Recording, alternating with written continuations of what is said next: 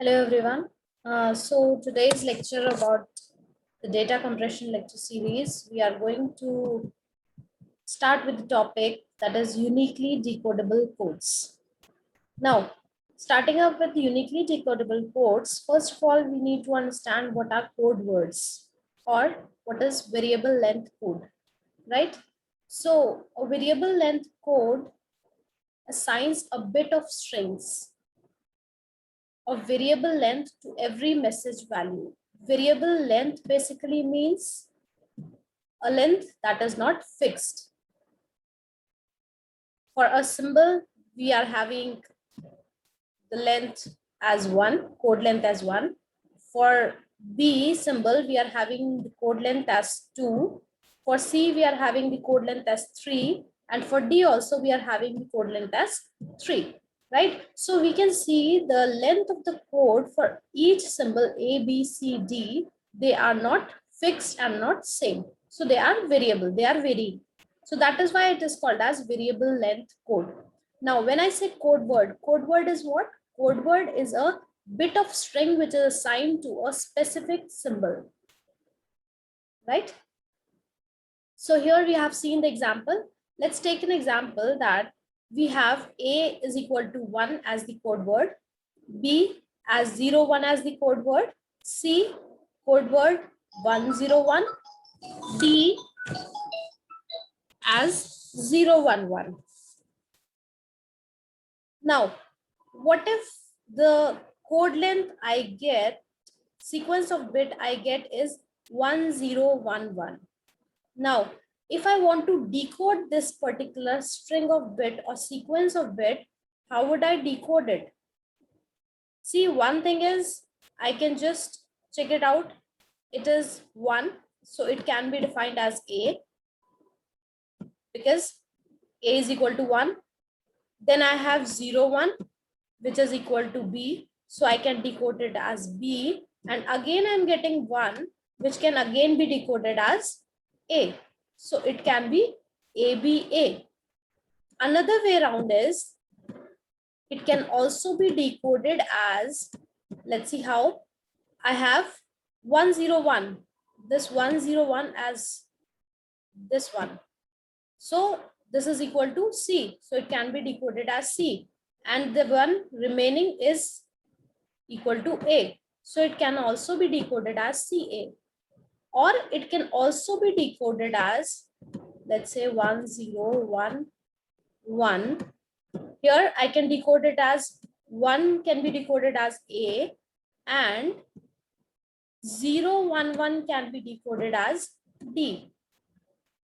So now here you can see that one sequence of bit which I have been decoding, it can be decoded in 3 ways. So this is little frustrating and I cannot get the unique decode for this particular sequence of bit, right? So this topic is related to this thing, that is, we are going to identify or we need to code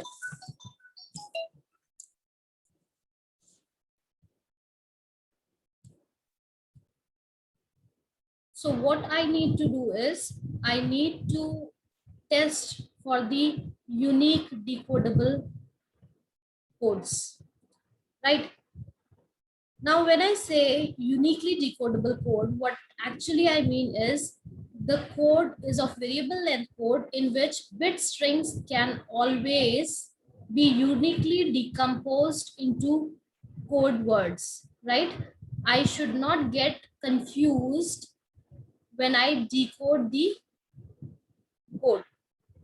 There should not be confusion as stated in the above example. So this is the, we have to take care that the code should be uniquely decodable so that we do not get confused. Now, let's see how can we test for the unique decodability. The test says, let's say, I define it as easy to determine whether code is uniquely decodable or not.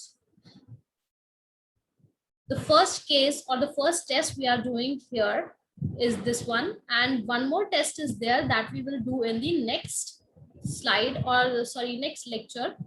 That is called as prefix code test.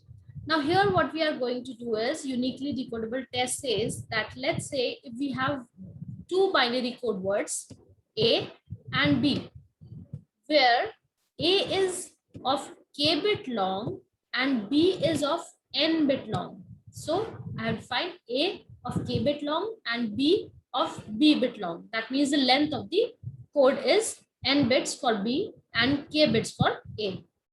We also assume that n is greater than k. That means the length of the code word of B is greater than the length of the code word of A. So if the first k bits of B is exactly equal to the code word of A, we say that A is a prefix of B, right? Example, A is equal to 0 and B is equal to 0, 1, 1. Now here you can see the A is 0 means it is 1 bit long and B is 3 bit long. So I can say K is equal to 1 and N is equal to 3. I can say N is equal to 3 and K is equal to, and K is equal to 1.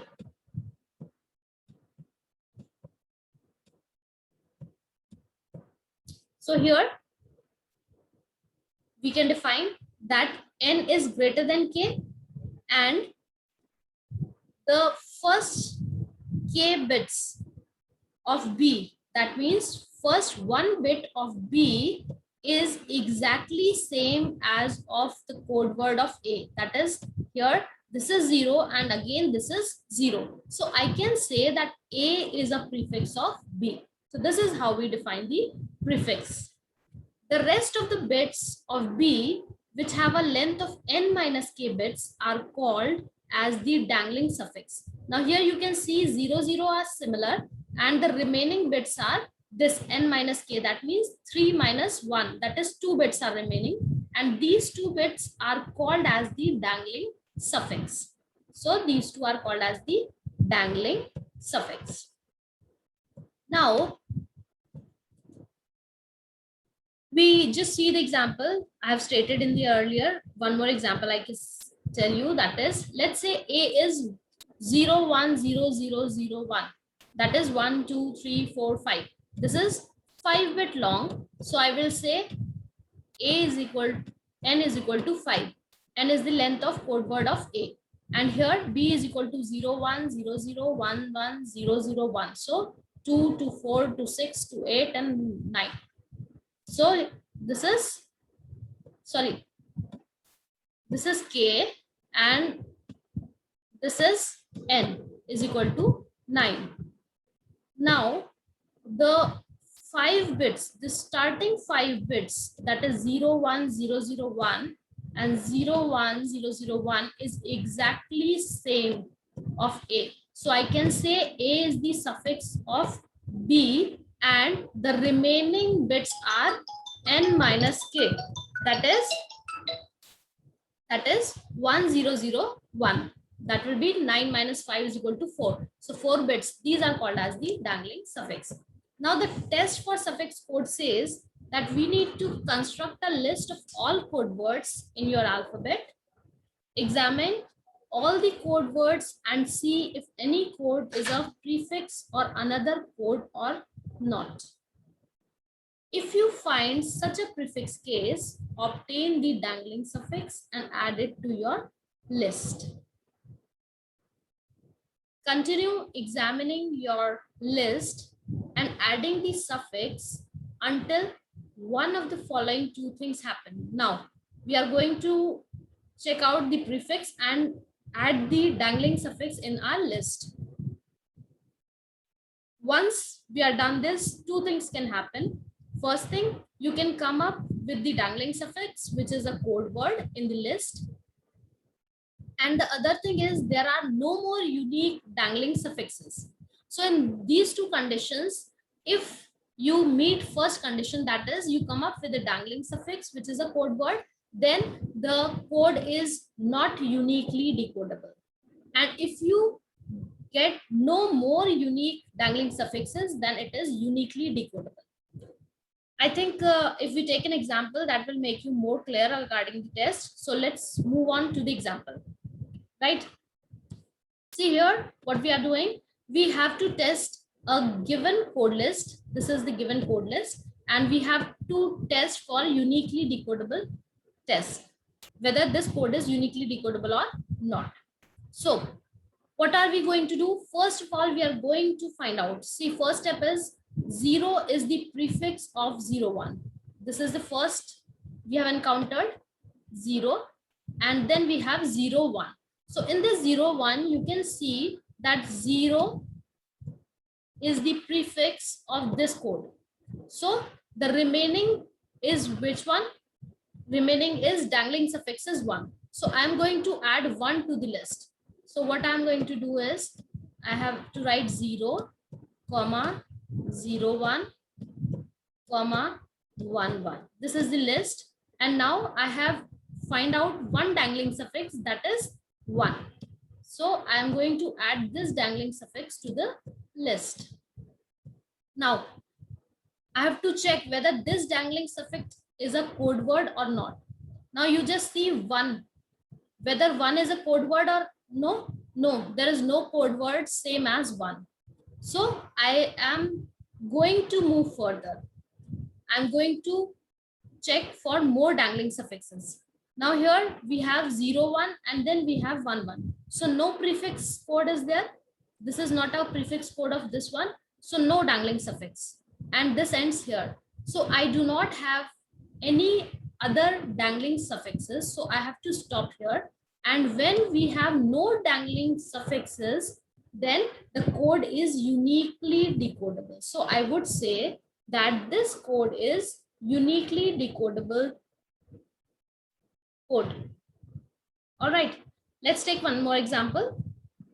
We have this particular, we have to test the code list for uniquely decodable code. Now what I'm going to do, first thing is create the list 0, 0, 1, and then 1, 0. Right?